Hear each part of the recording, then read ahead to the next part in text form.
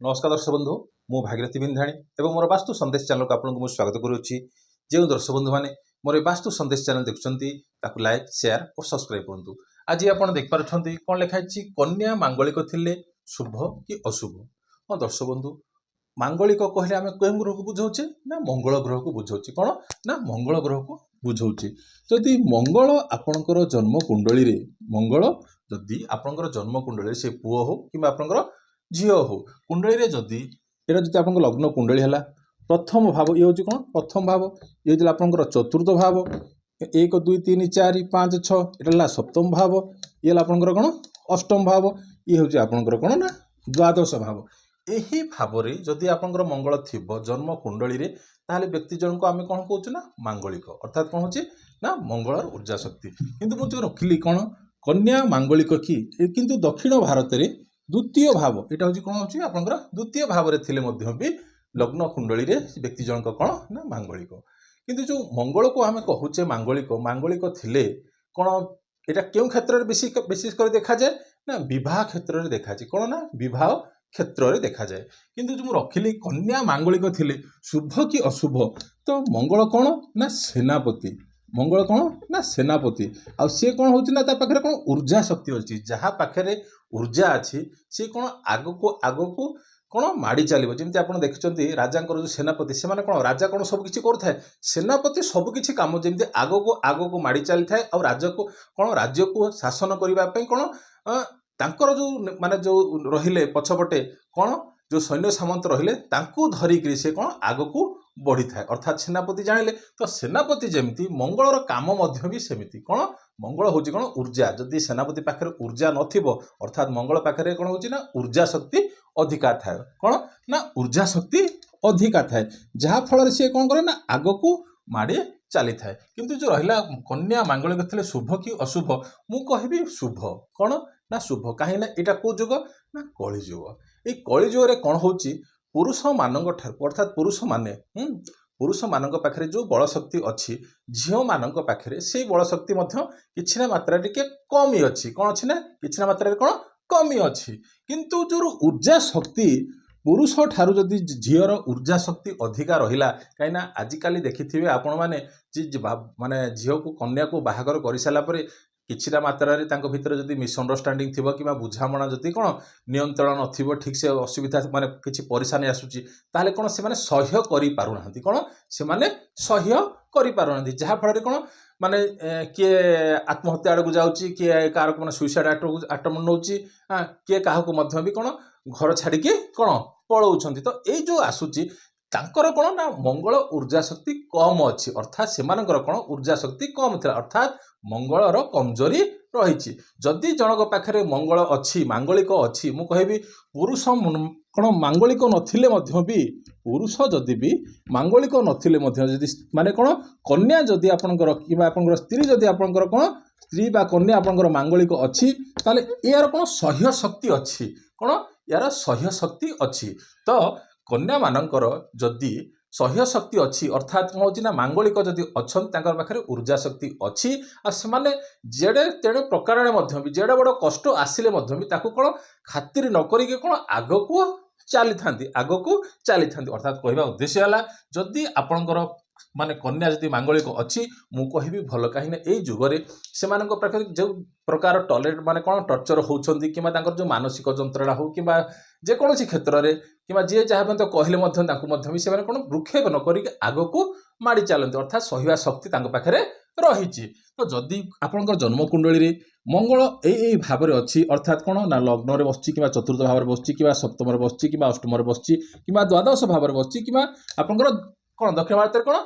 द्वितीय भाव को भी देखा जाए द्वितीय भाव में अच्छी ये हूँ कौन आप लग्न कुंडली जब चंद्र कुंडली अनुसार देखिए चंद्र कुंडली अर्थात जो आपणकर कौन जो राशि थी कौन जो राशि थी सहीटा हूँ आपणकर कौन जे कुंडली आप जो राशि थी मानि नियंतु एठी अच्छी आपणकर 2 लेखा है कौन ना 2 लेखा अर्थात कौन होची ना वृषभ लग्न कौन होची ना वृषभ लग्न तो 2 3 4 5 6 7 8 एठी आसिला कौन ना 8 लेखा है। तो ये है कौन आपणकर जदि मानि नियंतु ये हूँ आपणकर राशि अथला आपणकर आसिला 2 3 4 5 ଆପଣଙ୍କର ଆସିଲା କ'ଣ ଏଠି 5 ଲେଖା ହେଇଛି ଆଉ ଚନ୍ଦ୍ରମା ଲେଖା ହେଇଛି। ଯଦି ଏଠି ଆପଣଙ୍କର ଆସିଲା କ'ଣ ଚନ୍ଦ୍ରମା ଯଦି ଆସିଲା ଏଠି କ'ଣ ଆସିଲା କ'ଣ ସିଂହ ରାଶି ଆସିଲା। ତ ଆମେ ଏଠିକି ଯିବା କ'ଣ ଏଇଟା ଲଗ୍ନ ଅନୁସାରେ ଦେଖିଲେ ମାଙ୍ଗଳିକ ଅଛି। ତ 5 6 7 8 9 10 11 ଯଦି ମଙ୍ଗଳ ଏଠି ବସିଛି ମାନି ନିଅନ୍ତୁ ଏଠି କ'ଣ ଆସିଲା ଯେ ଚନ୍ଦ୍ର କୁଣ୍ଡଳୀ ଅନୁସାରେ ଆଉ କ'ଣ ଆସିଲା ଆପଣଙ୍କର ଲଗ୍ନ କୁଣ୍ଡଳୀ ଅନୁସାରେ ତ ବ୍ୟକ୍ତି ଜଣକ କ'ଣ ନା ମାଙ୍ଗଳିକ। ଅର୍ଥାତ୍ ଯଦି ଆପଣଙ୍କର ଲଗ୍ନ କୁଣ୍ଡଳୀ ହଉ କିମ୍ବା ଆପଣଙ୍କର ଚନ୍ଦ୍ର କୁଣ୍ଡଳୀ ଦୁଇଟା ଭାବକୁ ଦେଖିବେ ଏଇଟା ହେଉଛି ଆପଣଙ୍କର ଯଦି ଲଗ୍ନ କୁଣ୍ଡଳୀ ଇଏ ହେଉଛି ଆପଣଙ୍କର କ'ଣ ନା ଚନ୍ଦ୍ର କୁଣ୍ଡଳୀ କାହିଁକିନା ଏଠି ଚ ଲେଖା ହେଇଛି ସିଂହ ରାଶି ଯେଉଁ ରାଶି ଲେଖା ହେଇଛି ତ ସେଇ ଅନୁସାରେ ଯଦି ଆପଣ ହିସାବ ପକେଇବେ ଯଦି ଆପଣଙ୍କର ଏଇ ଭାବରେ ଆସିଲା ଅର୍ଥାତ୍ କୋଉଠି ନା ଲଗ୍ନ ଚତୁର୍ଥ ସପ୍ତମ ଆପଣଙ୍କର ଅଷ୍ଟମ ଦ୍ୱାଦଶ ଭାବରେ କିମ୍ବା ଦ୍ୱିତୀୟ ଭାବରେ ଆସିଲା ଯଦି ମଙ୍ଗଳ ବସିଛି ତାହେଲେ କ'ଣ ହେଲା ନା ଲଗ୍ନ କୁଣ୍ଡଳୀ ଅନୁସାରେ ଆଉ ଆପଣଙ୍କର ଚନ୍ଦ୍ର କୁଣ୍ଡଳୀ ଅନୁସାରେ ବ୍ୟକ୍ତି ଜଣକ ହେଉଛି ନା ମାଙ୍ଗଳିକ। ତ ଯଦି ମୁଁ କହିବି କ'ଣ ପୁରୁଷ କୁଣ୍ଡଳୀରେ ଯଦି ମାଙ୍ଗଳିକ ନଥିବ ଯଦି ସ୍ତ୍ରୀର କୁଣ୍ଡଳୀରେ ମଧ୍ୟ ମାଙ୍ଗଳିକ ଅଛି କିଛି ଭୟଭୀତ ହେବାର ନାହିଁ କିନ୍ତୁ ଭଲ କିନ୍ତୁ ତାଙ୍କ ପାଖରେ କ'ଣ ନା ଉର୍ଜା ଶକ୍ତି ଅଛି ଆଗକୁ ବଢ଼ିବାର। କିନ୍ତୁ ଏଇ କୁଣ୍ଡଳୀରେ ଆପଣ ଦେଖିବେ ଏଇଟା ଆପଣଙ୍କର ବିଛା ଲଗ୍ନ କୁଣ୍ଡଳୀ ହଉ କିମ୍ବା ଆପଣଙ୍କର କ'ଣ ହେଉଛି ନା କ'ଣ ତୁଳା ଲଗ୍ନ ବି କୁଣ୍ଡଳୀ ହଉ କ'ଣ ନା ତୁଳା ଲଗ୍ନ 7 8 9 10 11 12 1 ଆସିବ ଏଠି ଅର୍ଥାତ୍ କ'ଣ ଆସିଲା ନା ଉଦାହରଣ ସ୍ୱରୂପ 1। ତ ଯଦି ମଙ୍ଗଳର ଏଇଠି ଯେ କ'ଣ ଗ୍ରହ ସ୍ୱାମୀ କିଏ ସପ୍ତମ ଭାବକୁ ଦେଖିବେ କ'ଣ ବିବାହ କ୍ଷେତ୍ରରେ ସ୍ପେସିଫିକ୍ କ'ଣ ହୁଏ ଗୋଟେ କ୍ଷେତ୍ରକୁ ଜାଗାକୁ ଯାଇଥିଲି ଅର୍ଥାତ୍ କ'ଣ ଗୋଟେ ଜାଗାକୁ ମୋତେ ନିମନ୍ତ୍ରଣ ଆସିଥିଲା ସେଠି ପୁଅ ଆଉ ଝିଅ ସମସ୍ତେ କ'ଣ କହୁଥିଲେ ତାଙ୍କର ନିଜ ରାଶି ତାଙ୍କର ନକ୍ଷତ୍ର ଏସବୁ ଜିନିଷ କହୁଥିଲେ ଆଉ ମୁଁ ମାଙ୍ଗଳିକ ଏସବୁ ଜିନିଷ ମଧ୍ୟ ସେମାନେ କହୁଥିଲେ। ମୋତେ ଗୋଟେ ଟିକେ ଖରାପ ଲାଗିଲା କ'ଣ ଖରାପ ଲାଗିଲା ସମସ୍ତେ କହୁଛନ୍ତି ମାଙ୍ଗଳିକରେ ମାଙ୍ଗଳିକ ମାନେ ଉଦ୍ଦେଶ୍ୟ କ'ଣ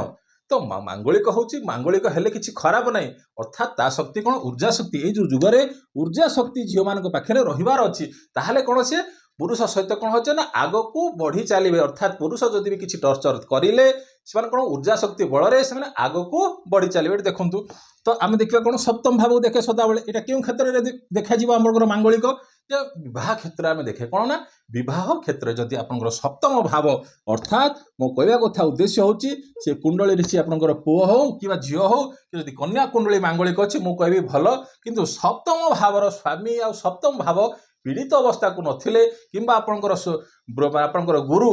ଝିଅର କୁଣ୍ଡଳୀରେ କନ୍ୟାର କୁଣ୍ଡଳୀରେ କ'ଣ ଗୁରୁ ପୀଡ଼ିତ ଅବସ୍ଥାରେ ନଥିବ ଆଉ ପୁରୁଷ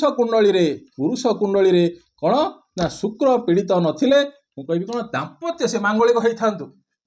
ସମସ୍ତେ କୁହନ୍ତି ଜ୍ୟୋତିଷ ଶାସ୍ତ୍ର ମତ ଅନୁସାରେ ଯେ ଜଣେ ଯଦି କନ୍ୟା ଯଦି ମାଙ୍ଗଳିକ ତାହେଲେ ସେଇ ଅନୁସାରେ କ'ଣ ପୁଅ ମଧ୍ୟ ବି କ'ଣ ମାଙ୍ଗଳିକ ହେବା ଦରକାର ଅର୍ଥାତ୍ ସେଇ ଅନୁସାରେ ତାଙ୍କର କ'ଣ ବିବାହ କରାଯାଏ ଅର୍ଥାତ୍ ମାଙ୍ଗଳିକ ଦୋଷ ମାନେ କ'ଣ ଖଣ୍ଡିତ ହେବ ଅର୍ଥାତ୍ ଖଣ୍ଡିତ ହୁଏନି ଅର୍ଥାତ୍ ଦୁଇ ଜଣ ଯାକର ମଙ୍ଗଳ ଥିଲେ କ'ଣ ଉର୍ଜା ଶକ୍ତି ଅର୍ଥାତ୍ କ'ଣ ଯାହା ବି ହେଲେ ମଧ୍ୟ ସେମାନେ କ'ଣ ମେଣ୍ଟେନ୍ କରିକି ଚାଲିଥାନ୍ତି। କିନ୍ତୁ ମୁଁ କହିବା କଥା ହେଉଛି କ'ଣ ଯଦି ପୁରୁଷ ମାଙ୍ଗଳିକ ନାହିଁ ସ୍ତ୍ରୀ ଯଦି କନ୍ୟା ଯଦି କନ୍ୟା ଆପଣଙ୍କର ଯଦି ମାଙ୍ଗଳିକ ଅଛି ମୁଁ କହିବି କିଛି ଭଲ କିନ୍ତୁ ସପ୍ତମ ଭାବ କ'ଣ ନା ଏଇ ଯେଉଁ ସପ୍ତମ ଭାବ ପୀଡ଼ିତ ଅବସ୍ଥାରେ ନଥିବାର ଅଛି ଆଉ ସପ୍ତମ ଭାବର ସ୍ୱାମୀ ମାନି ନିଅନ୍ତୁ ଏଠି 8 ଅଙ୍କ ଲେଖା ହେଇଛି ସପ୍ତମ ଭାବରେ କିମ୍ବା 1 ଅଙ୍କ ଲେଖା ହେଇଛି ୟାର ଗ୍ରହ ସ୍ୱାମୀ କିଏ ମଙ୍ଗଳ ଯଦି ମଙ୍ଗଳ ଯଦି ଆପଣଙ୍କର ଷଷ୍ଠ ଭାବକୁ ଆସିଲା ତାହେଲେ କ'ଣ ହେବ ନା ଆପଣଙ୍କର କନ୍ୟାର କୁଣ୍ଡଳୀ ଯଦି ହେଇଥିବ ତାହେଲେ ପୁରୁଷକୁ କ'ଣ ହେବ ପୁରୁଷ ବନ୍ଧୁକୁ କ'ଣ ହେବ ନା ତାର ସ୍ୱାସ୍ଥ୍ୟରେ ପରିଶାନ ଆସିବ ଆଉ କ'ଣ ହେବ ନା ବ୍ୟକ୍ତି ଜଣଙ୍କ ସଂଘର୍ଷ ହେବ ଆଉ କ'ଣ ହେବ ନା ଘରେ କିଛି ନା କିଛି କିଟମିଟ ମାନେ ପୁରୁଷ ହଉ କିମ୍ବା ସ୍ତ୍ରୀ ଭିତରେ କ'ଣ ହେଇଥିବ ନା କିଛି ଝଗଡ଼ା ଝାଟି ଚାଲିଥିବ ବୁଝିପାରୁଛନ୍ତି। ଯଦି ସପ୍ତମ ଭାବର ସ୍ୱାମୀ ଯଦି କୋଉଠି ଷଷ୍ଠ ଭାବକୁ ଆସିଲା ଆଉ ଯଦି ସପ୍ତମ ଭାବର ସ୍ୱାମୀ ଏଇ ସପ୍ତମ ଭାବର ସ୍ୱାମୀ 8 ମାନେ କି 1ର ସ୍ୱାମୀ ଯଦି ଆପଣଙ୍କର ଆସିଲା ଅଷ୍ଟମ ଭାବକୁ ଆସିଲା ଏଠିରେ କ'ଣ ହେବ ଏଠି ଟିକେ ସଂଘର୍ଷ ରହିଥିବ ଆଉ ଏଠି କ'ଣ ପୀଡ଼ିତା ଅବସ୍ଥାକୁ ବ୍ୟକ୍ତି ଜଣକ ଆସିଥାଏ ଆଉ ବେଳେବେଳେ କ'ଣ ହୁଏ ନା ଦାମ୍ପତ୍ୟରେ ମଧ୍ୟ ବି କ'ଣ ପରିଶାନ ଆସିଥାଏ ସଂଘର୍ଷ ହୋଇଥାଏ। ଯଦି ଆପଣଙ୍କର ଯଦି ମଙ୍ଗଳ ବସିଛି ଏଇଠି ତାହେଲେ କ'ଣ ଆପଣଙ୍କର ପୁରୁଷଙ୍କର ଯାହା ବି ମାନେ କଥା ଆଜିକାଲି ଝିଅ ହଉ କିମ୍ବା ପୁଅ ହଉ ମଧ୍ୟ ଦୁଇ ଜଣ ଯାକର ମଧ୍ୟ ବି ସମାନ କ'ଣ କହିବାର ମାନେ କ'ଣ ଶକ୍ତି ଅଛି କିନ୍ତୁ ଗୃହ ଗୁଡ଼ାକରେ କ'ଣ ହେଉଛି ସମସ୍ତେ କୁହନ୍ତି ନା ମୁଁ ତଲାକ ଦେଇଦେବି କିଏ କହୁଛି ପୁଅ କହୁଛି କିମ୍ବା ଝିଅ ମଧ୍ୟ କହୁଛି କିନ୍ତୁ ଯଦି ଏଠି ସ୍ତ୍ରୀ ଯଦି କିଛି କହିପାରୁନଥିବ ଯଦି ସେ ମାଙ୍ଗଳିକ ଥିବ ଏଠି କ'ଣ ସେ ସହ୍ୟ କରିକି ରହିଯିବ ଅର୍ଥାତ୍ ତାଙ୍କ ଦାମ୍ପତ୍ୟଟା କ'ଣ ଭାଙ୍ଗିବ ନାହିଁ କି ଆଉ ଛାଡ଼ପତ୍ର ଆଡ଼କୁ କ'ଣ ଯିବ